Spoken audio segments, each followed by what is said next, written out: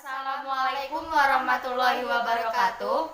Kami dari kelompok 6 akan menjelaskan mata kuliah PAR yang berjudulkan Menjadi Fasilitator Masyarakat. Yang pertama, pengertian. Memfasilitasi berasal dari kata bahasa Inggris, yaitu facilitation. Asal mula kata facilitation yaitu sebuah kata yang berasal dari bahasa Latin, facilis, yang berarti membuat sesuatu menjadi mudah. Fasilitasi dapat diartikan juga sebagai melayani dan memperlancar aktivitas belajar peserta pelatihan untuk mencapai tujuan berdasarkan pengalaman. B. Nilai-nilai dalam memfasilitasi. Yang pertama, demokrasi. Yang kedua, tanggung jawab. Yang ketiga, kerjasama. Selanjutnya, kejujuran. Dan yang terakhir adalah kesamaan derajat. C. Fungsi peranan fasilitator. Fungsi dan peranan fasilitator adalah memusatkan perhatian pada seberapa baik peserta diskusi atau bekerja sama. Tujuannya adalah untuk memastikan sebuah kegiatan diskusi dapat mencapai tujuan mereka dalam diskusi tersebut. Seorang fasilitator percaya dan bisa meyakinkan bahwa masing-masing peserta dapat melaksanakan diskusi dan bisa bertanggung jawab bersama atas apa yang sudah disepakati antara lain. Yang pertama, memanggil peserta untuk mengingatkan mereka tentang jadwal pertemuan berikutnya. Selanjutnya, menjamin bahwa setiap peserta memiliki kesempatan untuk berpendapat dalam sebuah diskusi. Yang terakhir ada meninjau dan mengetahui bahwa agenda yang disusun bertujuan untuk melayani kepentingan peserta dan diskusi itu sendiri. Akibat adanya pembagian bersama ini, yaitu bisa menyamaratakan tanggung jawab atas keberhasilan atau kegagalan suatu diskusi dan memberikan kesempatan kepada banyak orang untuk melakukan pengawasan dalam menentukan apa yang terjadi dalam sebuah diskusi dan keputusan-keputusan yang diambil. Itu materi etika fasilitator. Ada beberapa kemungkinan dan cara peranan dan fungsi fasilitator bisa hilang kendali atau digunakan secara tidak benar. Hal ini sering terjadi tanpa disadari baik oleh peserta pelatihan maupun fasilitator sendiri. Menjadi integritas fasilitator akan lebih mudah jika fasilitator memikirkan dengan seksama etika sebagai fasilitator. Yang pertama yaitu jangan menjadi Superman. Yang kedua, bukan penyelesai masalah, tapi seorang fasilitator itu menjadi pemandu untuk menyelesaikan sebuah masalah.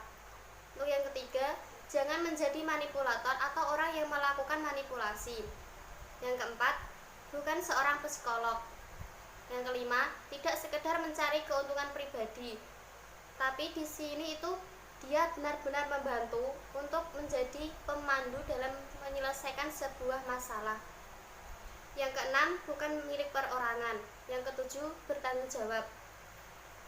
Yang selanjutnya yaitu ciri-ciri sikap seorang fasilitator.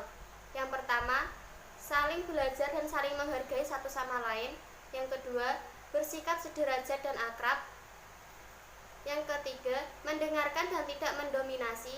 Yang keempat, tidak menggurui. Yang kelima, tidak memihak dan tidak mengkritik secara frontal, tapi dia mengkritiknya itu secara halus, secara sopan. Yang selanjutnya itu bersikap terbuka dan rendah hati, bersikap positif, dan selalu melakukan kontak mata dengan peserta. Dan yang terakhir yaitu memperhatikan peserta yang paling diam.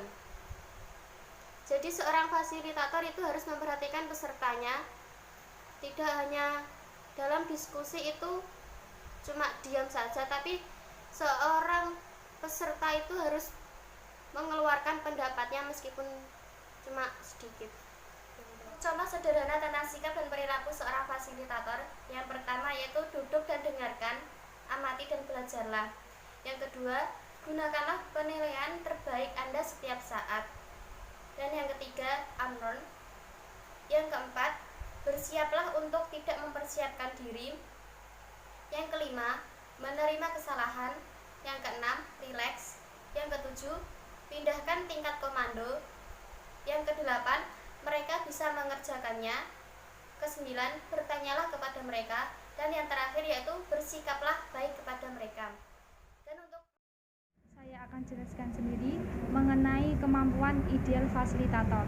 Menjadi seorang fasilitator harus memiliki ciri-ciri kemampuan ideal fasilitator. Antara lain yang pertama, menguasai materi.